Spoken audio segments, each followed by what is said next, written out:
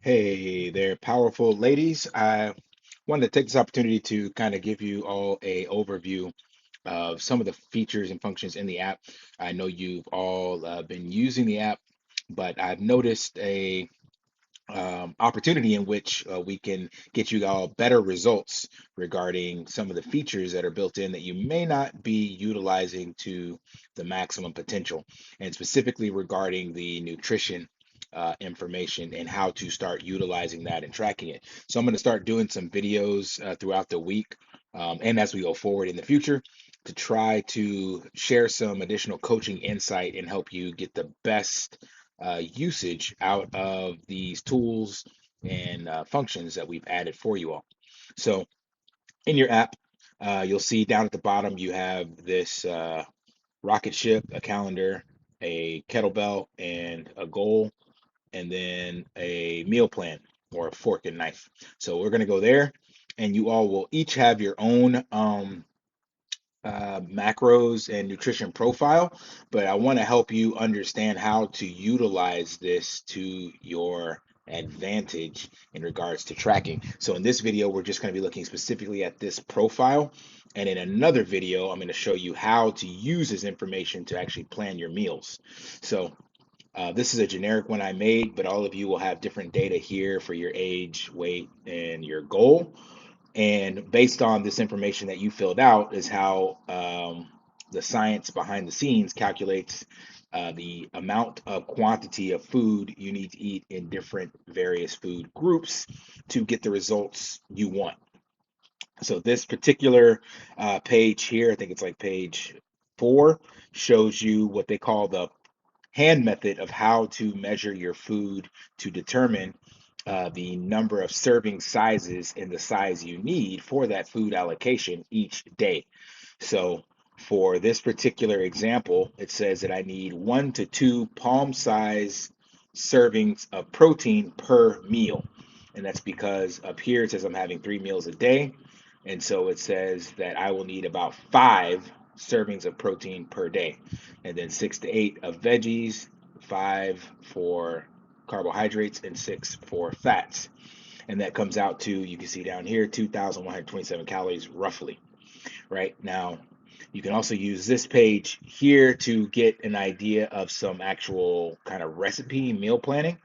But what we're going to actually do is skip all the way to this page so you can actually see how the measurements work. So I'm going to show you this in real time in another video, but I don't want this one to be too long.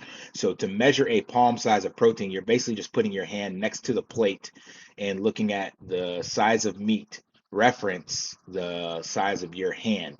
And that comes out to roughly about 3 to 4 ounces of cooked meat, which is about 76 to 110 grams of weight in regards to that actual kind of meat, which is about 20 to 30 grams of protein. So most abundant sources of protein are usually found in meat. There will be other ways to get protein if you're a vegetarian or vegan, but this is just the simplest way to understand it in reference to meat portion sizes. Next up, you have vegetables. So that's a fist size. Again, just close your fist, put it next to the vegetables on your plate, and that is 1 serving. Carbohydrates, which are your fruits and kind of sweets, if you will. Anything that contains sugar, those is a cupped handful. So open your hand and kind of make like a cup out of it and put that next to it, and that's for the carbohydrates. And then fats are a thumb size. So like about a tablespoon of butter, 15 grams of butter or oil, about 6 to 8 nuts or almonds kind of thing, and that's 1 serving there. So you can use that in conjunction with this information here to plan out your meals. So that's why it tells you here 1 to 2 palm sizes per meal, or roughly 53 grams of protein, which remember a serving size of protein is 76 to 110 grams or so of actual meat, and then vegetables and all this stuff. So each one will tell you roughly the size if you wanted to get out a food scale to measure it quantity wise, and they give you the exact measurement here. It's more metric, I'm sorry, conventional versus metric, but it still gives you an idea. And lastly, You can use this portion tracking sheet if you wanted to print it out to check off that you were getting it each week. And this one also can help you identify if you're not familiar with macros. You can come to this sheet and understand when it says serving sizes of protein, what actually protein is in regards to the foods that you may eat. So these are telling you the most beneficial protein sources you can eat. So insects, lentils, cottage cheese, pork, beef, duck breast. Then this is the next beneficial, like eat some of this, make primarily your meals out of this, the green side, a little bit out of the orange side, and even less of the red. So this isn't saying you can't eat burgers or chicken wings or whatever. It's just saying don't make it a habit to make all of your meals this category. And it has the same thing for carbohydrates. So you can look at the types of carbs to eat. If you're not familiar with what carbs are, this tells you what they are. And then again, eat more, some, and less. And of course, fats. And lastly, vegetables. So vegetables, they just want you to eat a rainbow. So again, I'm going to be making some other videos like this. I want to keep these short and sweet to the point. And we will be putting them in the group, looking for you all to give us some feedback on what else you'd like to see. But I've noticed definitely there's room for improvement in regards to tracking the nutrition data and utilizing that.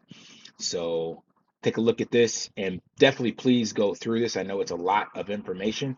Um, I would advise you to read it. I know most of you will not read it, but hopefully at least watching this video will give you an overview of how it works and you can start using that to start tracking your meals.